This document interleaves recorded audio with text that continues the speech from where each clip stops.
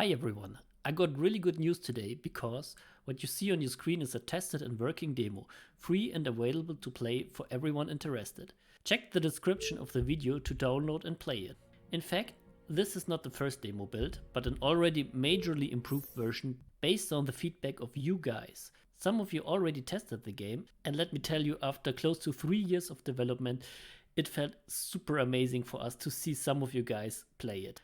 Your feedback helped us tremendously to improve the first build, and we pushed really hard during the last weeks to have a great and improved demo for the Steam Next Festival starting tomorrow. First of all, we were quite relieved that most of you seemed to like the demo. But the game is quite complex and there are many systems, and honestly, many of you struggled with figuring out how everything works. Doing a combat formation now? But fear not, we heard your complaints and implemented a tutorial mode. It guides through easy steps like starting a combat towards the more advanced mechanics like our soul system or assembling a group with fitting soul synergies. I leave it to you guys to test it out. But it was not only the tutorials we added to give some hand-holding.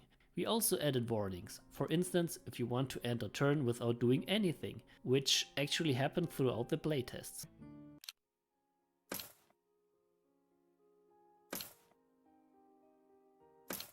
What do you want? A little helper we already had before were notifications. You can hover over them and get an info that something just happened. Now you can also click on some of these notifications and will be redirected towards the center of attention. In this example, I received the info that I can pick up new reputation rewards. When I click on the notification, I'm right at the place where I need to be. Another thing really confusing for players was our soul system. Man, this is probably how I want to do this. What is this thing? It is a Pokemon-like system. Water is strong against fire, fire is strong against life, etc. So basically, soul colors are elements and they get randomly assigned to a character at the start of the game. The system is meant as a stone paper scissor system and adds player agency during the deployment stage of a combat. In combat, we added indicators for the system with arrows indicating which elements are strong or weak against each other. But players now confuse the arrows with the target's characters would attack in combat. It's like no matter where I put her, she's gonna get leapt on. So we gave up and we overhauled the whole system, and it got much better. Depending on where I position my character, an arrow will indicate the target I'll attack. This is quite intuitive and how players initially interpreted the arrows. We now also colored the arrows green or red, indicating double or half damage. Also, we added striped arrows for those enemies currently planning to attack you when combat starts. This especially helps against assassins jumping into your backline. The elemental wheel explains which elements are strong against which other elements, and we already had 12 pairings of elements being strong or weak against other ones, but we now doubled those interactions, which makes unit deployment, in our opinion, much more fun. Another thing we improved on were the dialogues. I think most people really enjoyed the great voice acting, but the volumes were not too well adjusted. Is that you? Hey guys!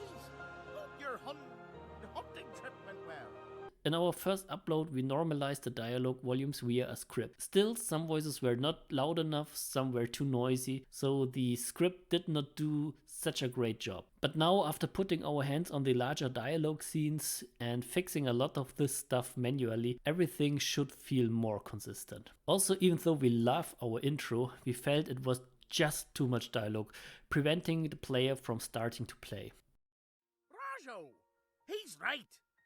We need to do A something. lot of dialogue. Since the I'm fire actually is surprised. already 1 week has passed. Consequently, even if it hurt, we cut out a lot of the dialogues in the intro. Especially Bjork, even though I love him personally, complained a bit too much and lost a lot of lines.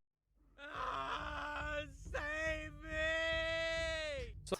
We also got the feedback that Bjork was not that beautiful to look at, so we replaced his art with a new one. Same goes for our zombies.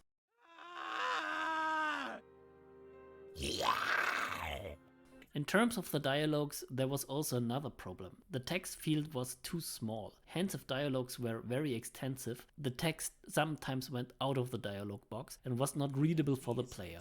The king executed his own son. Driven by fear, he became mistrustful to all his children. The new dialogue windows are a bit wider and this problem should not occur anymore. Aside of that, we fixed many small issues and added many quality of life features and little helpful indicators.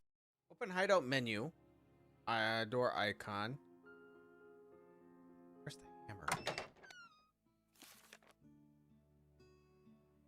Where's the hammer?